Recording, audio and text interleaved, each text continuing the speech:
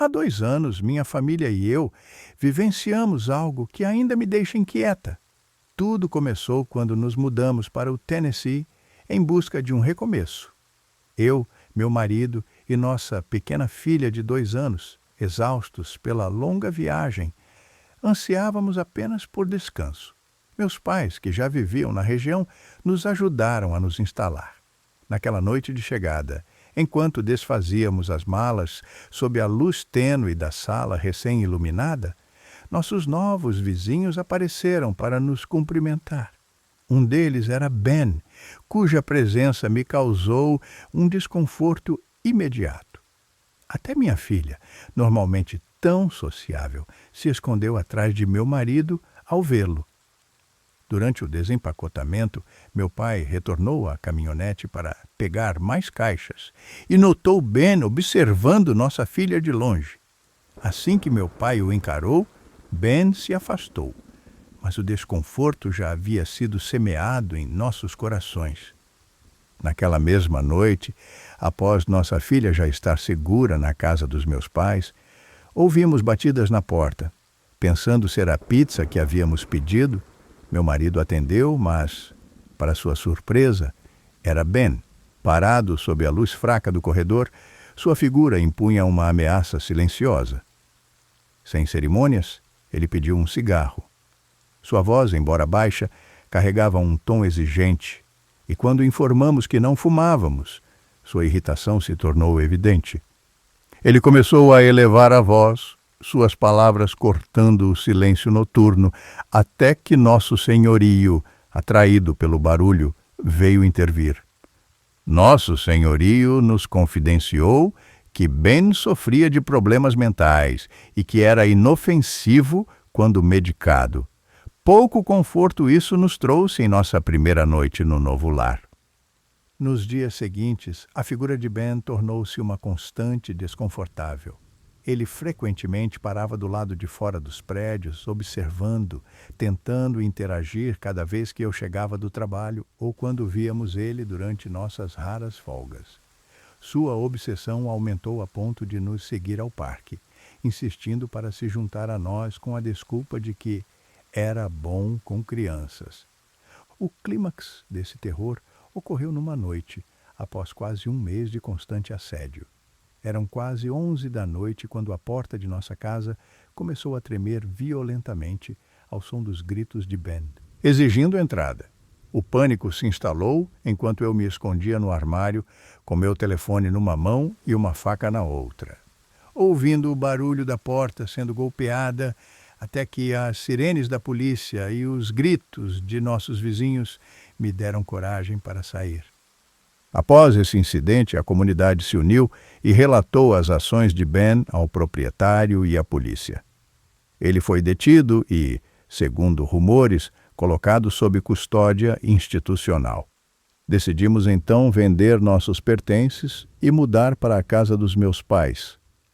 Hoje, vivemos em uma nova casa, numa comunidade segura, onde minha filha já não teme olhar pela janela.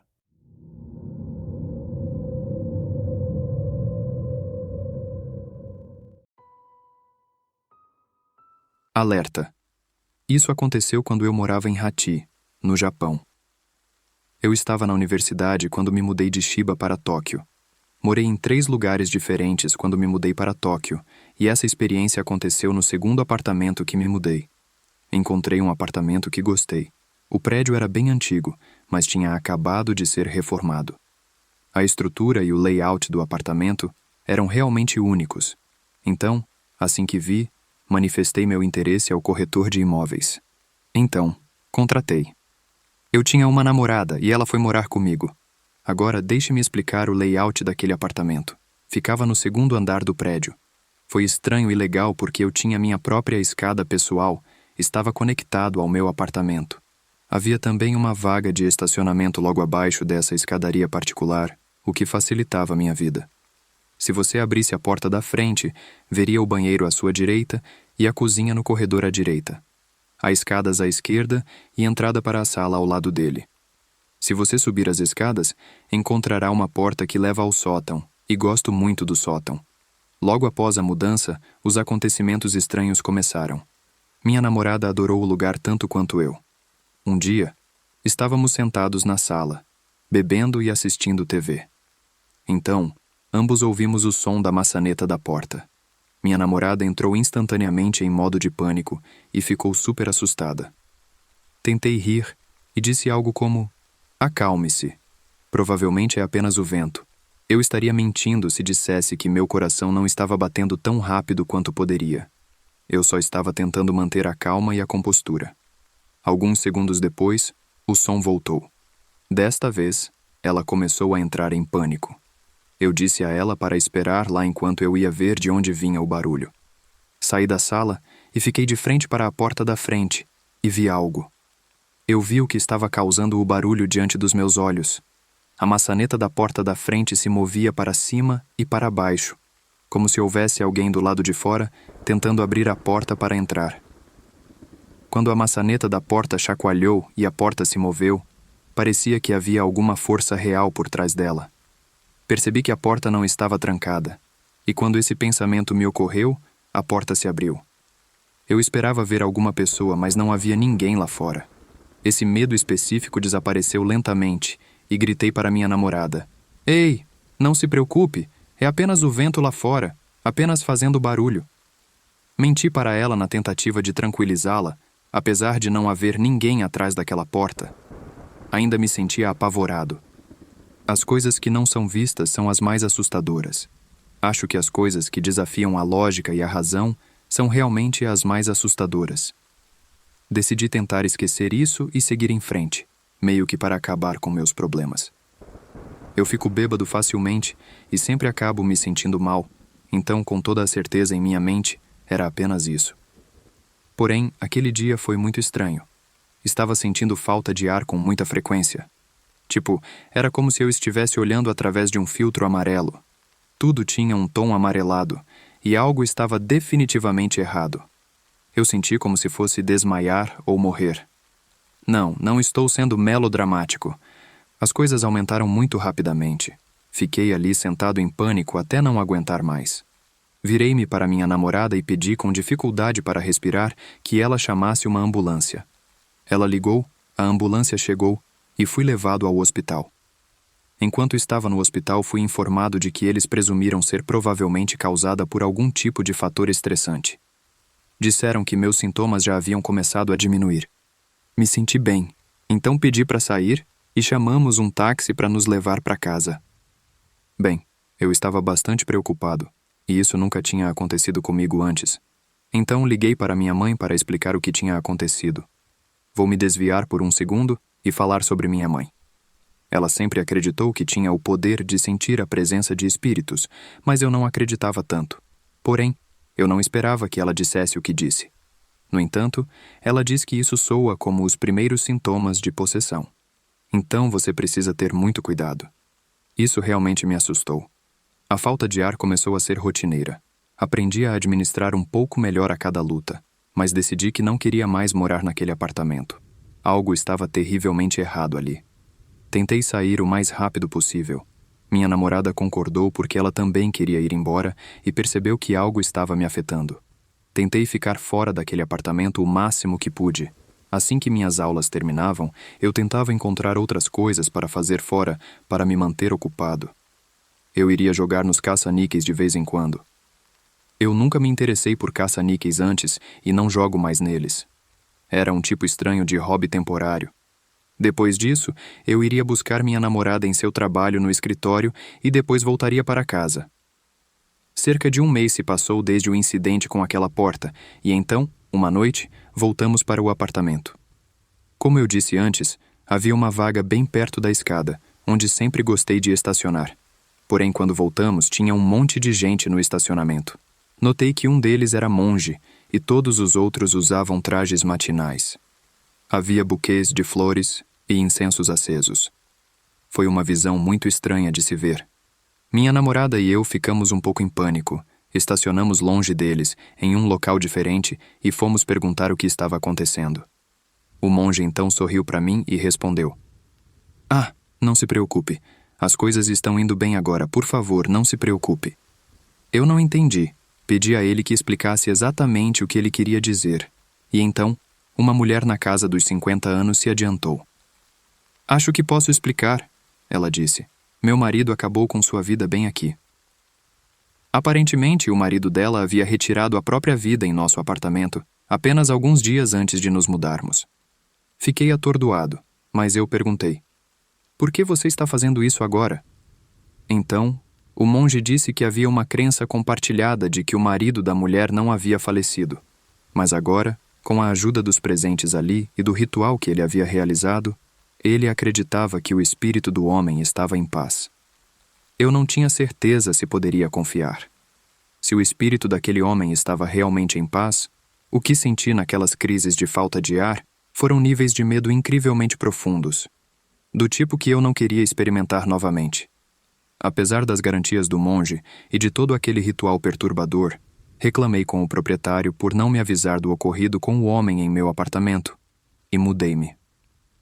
Fico feliz em dizer que os episódios de falta de ar extremos pararam instantaneamente e que minha namorada e eu vivemos uma vida muito mais confortável.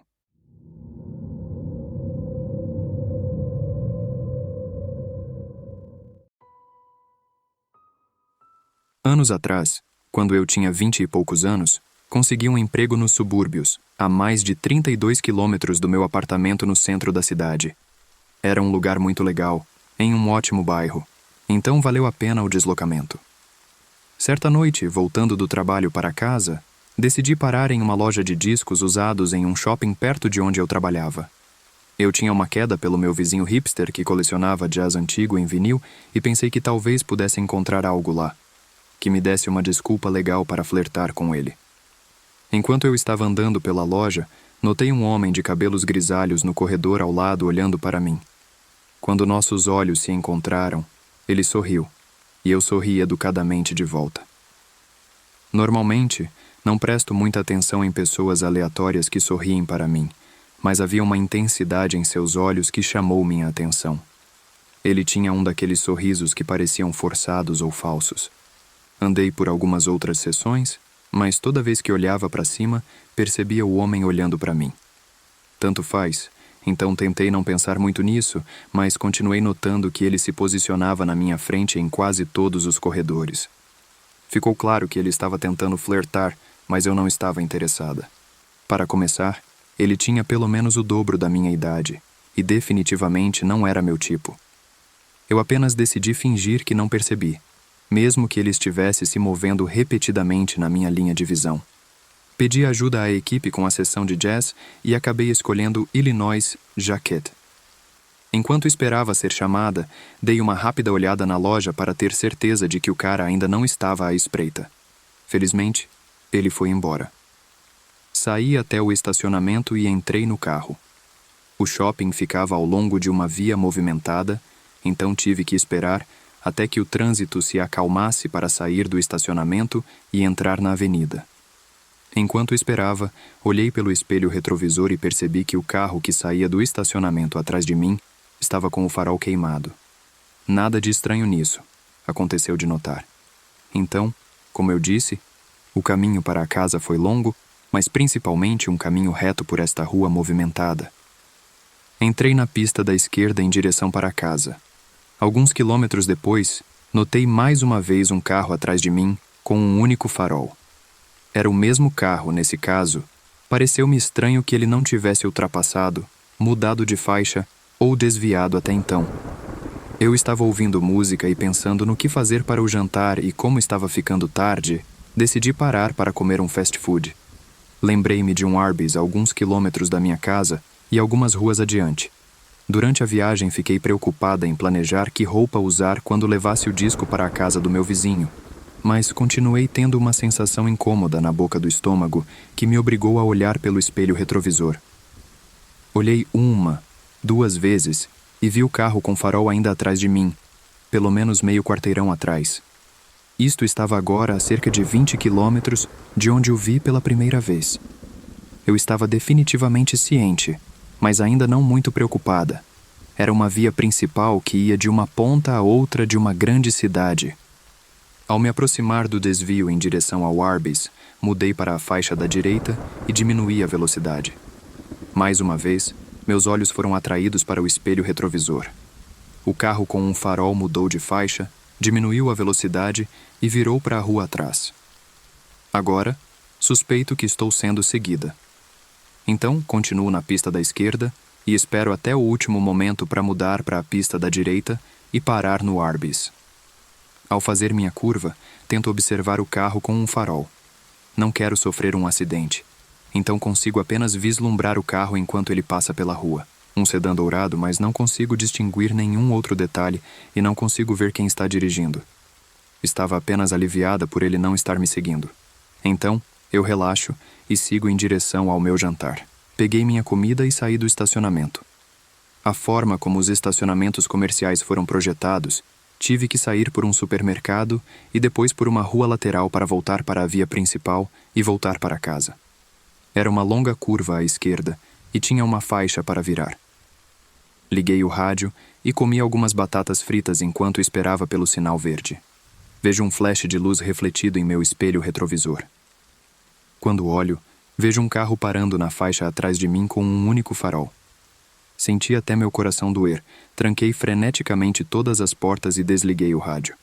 O semáforo mudou e eu me afastei o mais rápido que pude, voltando em direção à via urbana. Agora tinha 100% de certeza de que estava sendo seguida, e sei quem é. Na época, meu estado não exigia placas frontais, então não consegui ver o número da placa. Isso também foi antes de a maioria de nós ter telefones celulares, então eu não pude pedir ajuda. Ao voltar para a via principal, tento desesperadamente me lembrar onde fica a delegacia de polícia mais próxima. Não consigo me lembrar. Ele estava bem atrás de mim nesse momento. Definitivamente, não vou para casa. Lembro-me de um corpo de bombeiros a alguns quarteirões de mim e decido ir para lá. 2 ou 3 voltas nas ruas secundárias e o carro ainda está atrás de mim. Começo a me aproximar do corpo de bombeiros, mas não está tão bem iluminado quanto eu esperava e as portas estão todas fechadas. Passo devagar. Então decido abandonar essa ideia e voltar para a estrada principal, onde há muito trânsito. Pouco antes de chegar à avenida, enquanto o carro se aproxima lentamente por trás, puxo o volante e desvio da faixa da direita para a faixa esquerda. O carro atrás de mim para no meio da estrada. O motorista agora sabe que estou ciente de que ele está me seguindo. Ele decide estragar tudo e para ao meu lado. É aquele homem de cabelos grisalhos, com um sorriso assustador no rosto. Lanço a ele um olhar de horror e desgosto, então ele apenas me olha como se dissesse: "Ok, você me pegou." Então faz um gesto para que eu abaixe a janela. Eu apenas balanço minha cabeça lentamente. Posso ouvi-lo gritando pela janela: "Olha, pensei que tínhamos uma ligação na loja de discos. Posso te pagar uma xícara de café?" Eu murmurei para mim mesma e virei à esquerda. Tenho certeza absoluta de que esse cara não me seguiu por quase 32 quilômetros para me convidar para tomar um café. Voltei por várias ruas laterais até o corpo de bombeiros. Parei na porta da frente e buzinei até alguém sair. O cara desistiu de me seguir depois que foi descoberto, mas eu com certeza não iria correr nenhum risco indo direto para casa. Alguns bombeiros saíram e chamaram a polícia, que chegou e me acompanhou até em casa. Até hoje, sempre me pergunto o que teria acontecido se o farol daquele carro não estivesse queimado.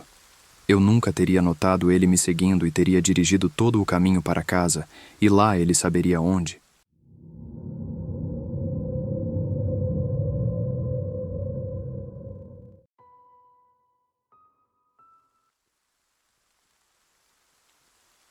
Sou uma mulher de 37 anos, meio moleca do jeito que cresci.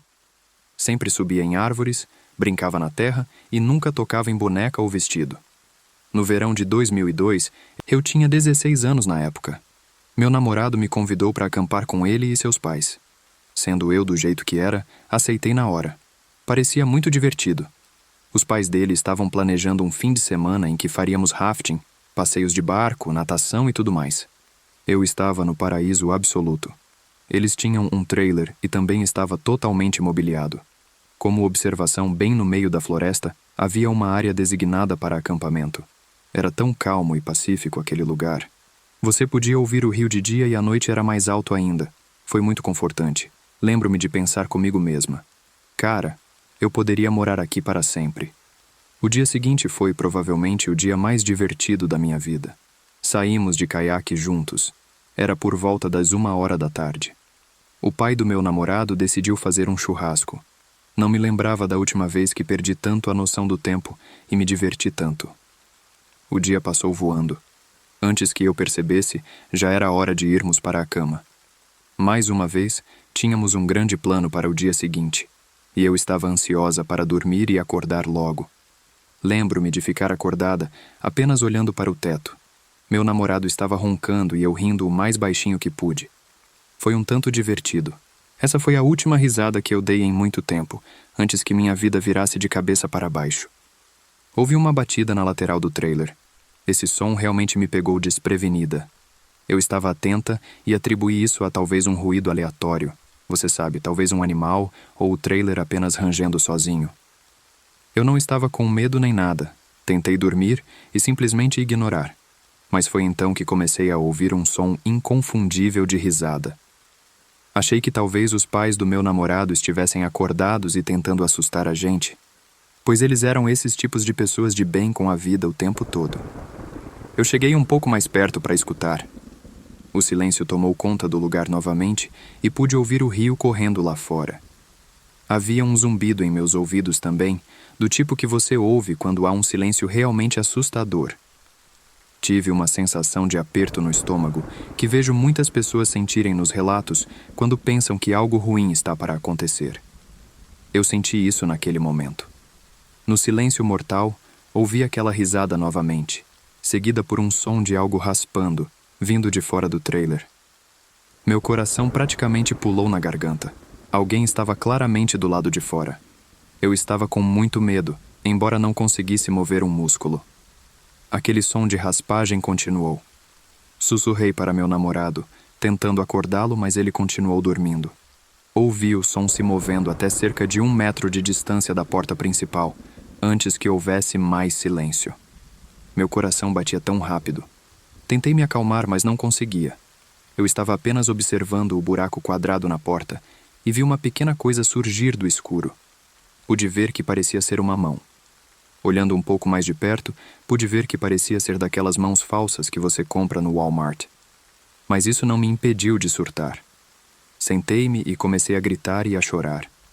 Os pais do meu namorado entraram cambaleando na sala onde estava dormindo. Tudo o que pude fazer foi apontar para a porta. O pai do meu namorado foi abri-la, mas houve um estrondo repentino. Ele então caiu para trás, caindo no sofá. Uma pedra caiu no chão. Meu namorado já estava de pé, acordado também. A mãe dele estava enlouquecendo. Eu estava gritando e ainda em estado de choque. Quando finalmente parei de gritar, pude ouvir risadas histéricas vindas de fora, seguidas de passos no topo do trailer. Eles estavam no telhado, pulando de um lado para o outro. Eu podia ouvir uma voz aguda vindo de fora do trailer. Nenhum de nós tinha telefone celular em 2002. Estávamos realmente no meio do nada, sem nenhuma maneira de entrar em contato com ninguém. O trailer estava balançando muito nesse momento e parecia que o teto iria afundar. Houve um estrondo no batente da porta lateral. Quando o homem a quebrou com alguma coisa, ele estava gritando e rindo. Foi a coisa mais assustadora que já vi. Era perturbador. Meu namorado estava com uma arma em suas mãos. Ele abriu a porta e disparou aleatoriamente. Os pulos no teto pararam imediatamente e os gritos lá fora também pararam. Olhei para meu namorado e havia uma janela logo atrás dele. Eu pude ver um rosto na janela. Eu sabia que era um homem porque pude distinguir nele o contorno de uma barba. Isso foi tudo que eu realmente pude ver. Ele levantou uma luva e acenou para mim. Afastei meu namorado da janela. Olhei para trás e o homem havia sumido. Saímos do acampamento naquela noite. O trailer teve uma janela quebrada e o pai do meu namorado teve que ir ao hospital devido a uma pedra que o atingiu na cabeça e pedaços de vidro que voaram em seus olhos. Olhando com mais clareza depois, vimos que a pedra era enorme. Aqueles indivíduos poderiam ter matado John. Chamamos a polícia na manhã seguinte e os policiais revistaram a área. Eles não conseguiram encontrar nada, nem pegadas, nem lenha ou algo parecido. Depois disso, tive que passar por aconselhamento e terapia porque tive muita dificuldade para dormir. Cerca de 2 anos depois disso, meu namorado e eu terminamos devido ao estresse e ao trauma que eu estava passando por causa desse evento. Atualmente, comecei a melhorar, mas demorou muito. Nunca poderia imaginar esse terror até passar por isso. Não desejo a ninguém. Se cuidem.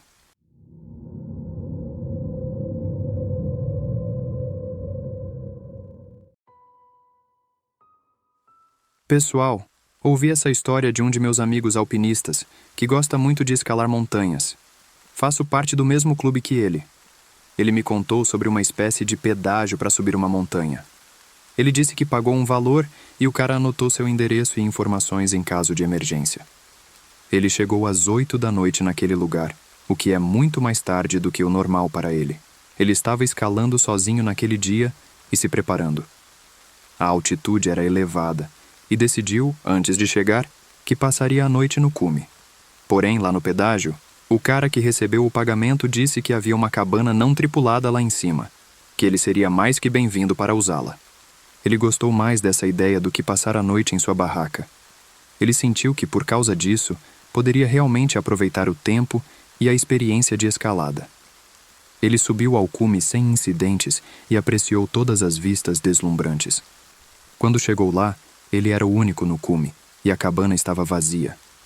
Ele preparou um café, olhou para a montanha e viu o esplendor da natureza, assistindo ao pôr do sol. Quando a noite chegou, começou a ficar mais escuro e mais frio, então ele foi para a cabana. Ele trouxe um pouco de álcool e bebeu um pouco enquanto preparava o jantar e ouvia a rádio. Ele estava muito cansado depois do jantar, bebendo, caminhando e tudo mais. Ele decidiu ir para a cama e dormir um pouco, para poder começar a descida de manhã cedo. Ele desligou a lanterna e tudo virou um breu. Ele disse que não teve problemas em adormecer devido ao cansaço. No meio da noite, ele acordou com um som estranho. Parecia que a porta estava chacoalhando. Isso o assustou um pouco porque, quando ele verificou a previsão do tempo, não parecia que seria uma noite particularmente ventosa. Ele ouviu atentamente o som e logo percebeu que não era o som do vento. Era outra coisa. Para ele, parecia o som de alguém tentando abrir a porta e o som de pessoas andando lá fora. Sabe quando você está no escuro em busca de algo, como a maçaneta da porta?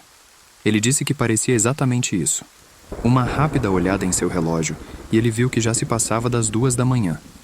Ele não achava que outro alpinista estaria tentando escalar a montanha a essa hora da noite no escuro.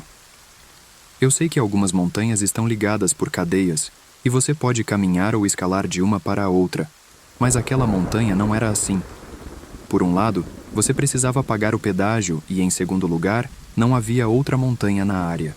Era apenas uma montanha com uma rota de escalada. Então ele disse, com base no que sabia e na sua experiência, que não deveria haver ninguém lá fora. Ele disse que era impossível, e isso o aterrorizou. Ele estava deitado no saco de dormir, tremendo. Ele não teve coragem de sair. Fingiu estar dormindo, mantendo os olhos ligeiramente abertos, esperando e torcendo para que o barulho do lado de fora da porta parasse ou desaparecesse. Depois de alguns momentos, ele ouviu o som da porta se abrindo.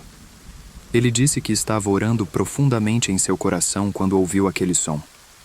Ele arregalou um pouco os olhos e disse que viu 4 figuras junto à porta aberta, iluminadas pela fraca luz de fora. Um menino, uma menina, um homem e uma mulher. Eles estavam vestindo roupas velhas e rasgadas. Eles não carregavam lanternas e pareciam estar completamente acostumados com o frio e o escuro. Eles entraram na cabana sem dizer nada. Meu amigo fechou os olhos e rezou para que eles fossem embora. Ele estava com medo daquelas pessoas. Não havia como eles estarem lá. No entanto, lá estavam eles. E agora eles estavam na cabana com ele. Ele ouviu passos pelo piso de madeira. Eles pareciam estar procurando por algo. Meu amigo ficou o mais imóvel que pôde para não alertá-los de sua presença. Depois, com a mesma rapidez com que chegaram, saíram sem conversar e sem fechar a porta da cabana. Ele disse que assim que os viu partir, ele jogou apressadamente todas as suas coisas na bolsa e começou a descer. Não tenho certeza se ele verificou se faltava alguma coisa ou não, mas essa teria sido uma das primeiras coisas que eu teria feito. Ele se vestiu e rapidamente se preparou para a descida, que tinha uma grande chance de não acabar bem. Ele desceu a montanha o mais rápido que pôde e ainda estava aterrorizado. Havia algo naquela família que realmente o aterrorizava. E não sei se ele deixou algo faltando nessa história, pois tenho uma sensação que sim. Quando chegou ao fundo, falou com o homem no pedágio e contou-lhe sua experiência. Ele disse que não seria certo não mencionar o que aconteceu. Ele não se importava se isso o fizesse parecer idiota. O cara do pedágio disse a ele que ele era o único na montanha naquela noite, e isso o perturba até hoje. O cara do pedágio, então, disse que há alguns meses uma família desapareceu naquela montanha, e nenhum sinal deles foi encontrado. Porém, eram 3 pessoas, e não 4, como ele viu. Foram espíritos ou a família ainda estava viva? Eu me pergunto se eles estavam caçando comida ou algo assim e foram atraídos para a cabana.